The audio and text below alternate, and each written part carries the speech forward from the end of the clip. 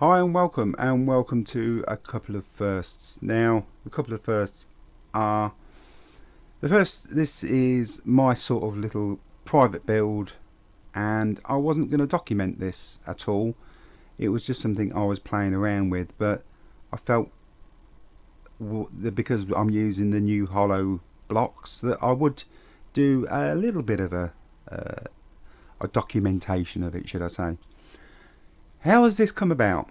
Right, I should give a brief explanation and then we'll get into what I've actually been doing with this little diorama.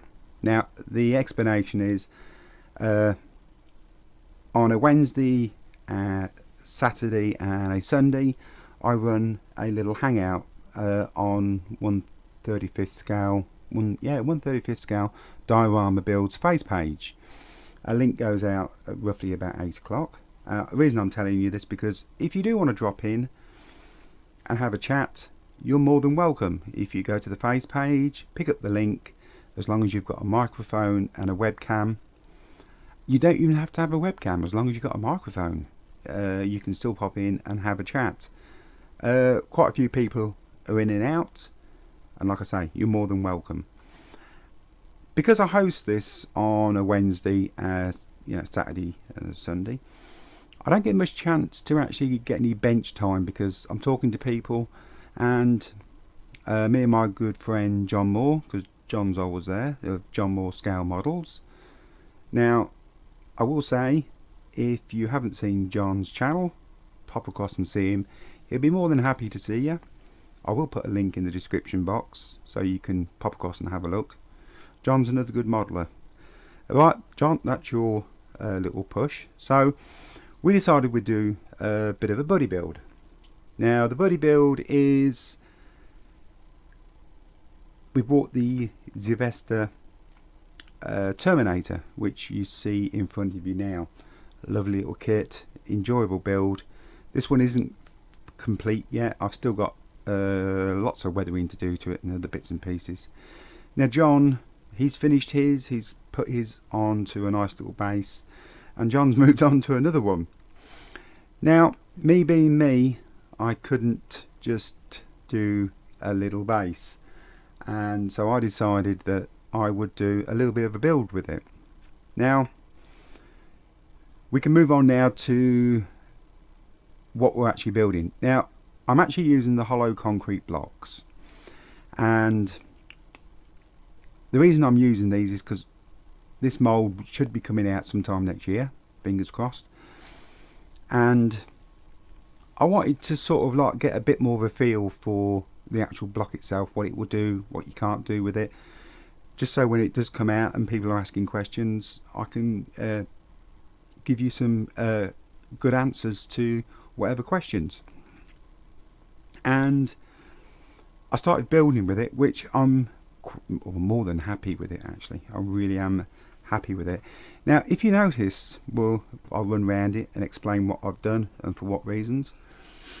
If you notice, I haven't actually put a mortar joint in. These are actually glued directly on top of each other. Now, I have had words with Diorama Debris concerning this, and asking them if it would be possible to actually put some sort of pin or something on the bottom that would actually set it up 0.5 and on the bottom and one side and one end, so you can actually get the mortar joint. At the moment, I'm not really too bothered because laying them this way, they do look pretty good, authentic, as they would have been put up in the Middle East. They would have just thrown them up and not really bothered. I'm quite happy with them. If I do need to actually do any type of mortar joint on it, what I'm actually going to do is make a small tool up, like the aircraft guys use to scribe their panel lines with, and I will scribe out the joints that are necessary, and then I will fill them on this particular build anyway. But I don't think it's actually going to come to that, but that is an option that I've got in the bag that I will do if I need to.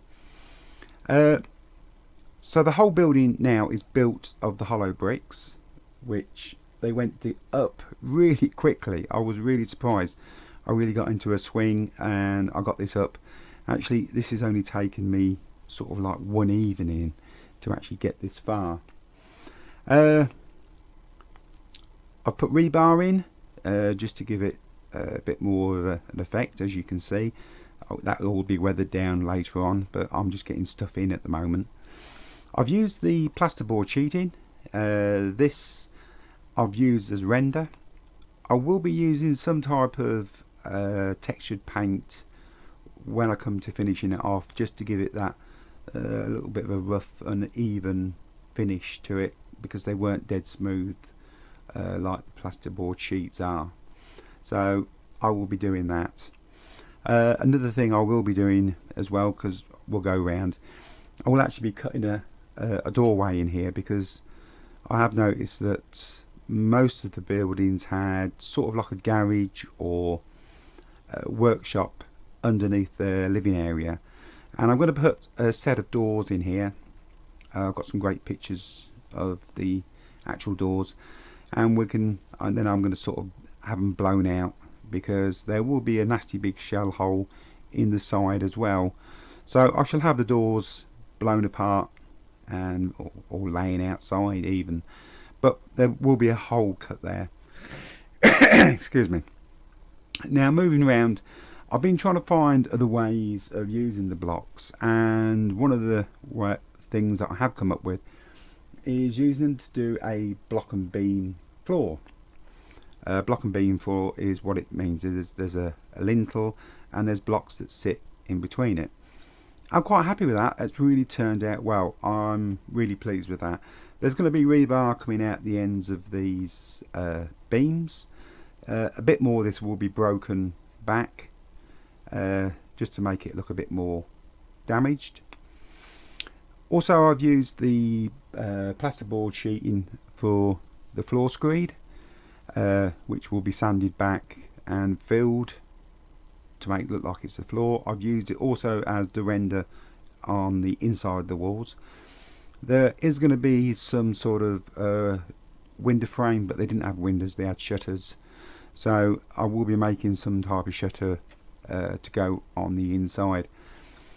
Furniture wise, I don't really know, because they don't really have a great deal of furniture, so it's going to be mats and things like that. But the bulk of this area is going to be filled with hardcore, so it's only going to be a hint of actual people's belongings in there.